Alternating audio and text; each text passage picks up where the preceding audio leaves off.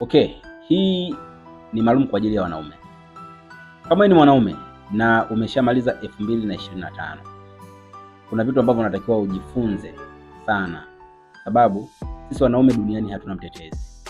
Mwanaume kitakacho kutetea ni uchumi wako mwenyewe, na ukiwa ni mtu wa kulaumu na kulialia, hakika utapoteza wanaume wako.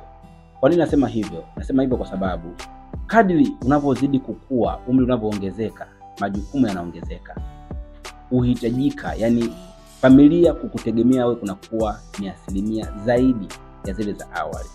Sasa unatakiwa ufanye nini? Unatakiwa utizame fursa ambayo haitokula muda wako na kukulipa kidogo.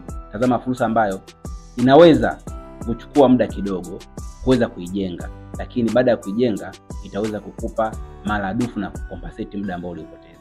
Namaanisha nini? Namaanisha kuwa hizi kazi ambazo tunafanya za kila siku kupata 10,000, 5,000 ni nzuri kwa sababu za kufanya wewe, lakini hazitaweza kukufanya wewe ifike muda uwe na uhuru wa muda, bali utaenda kutumika, utakuwa mtumwa wa muda mpaka siku unaingia kaburini. Sasa kwa nini usiamue? Kwa nini usithink big? Think big kwa mantiki ya kuwa tafuta watu sahihi wa kuweza kukuongoza, na kama unahitaji kujifunza zaidi, niko hapa. Unaweza ukachukua namba tukashare, tukakualika kwenye event zetu, ukiona inakufaa ukaamua kutake action.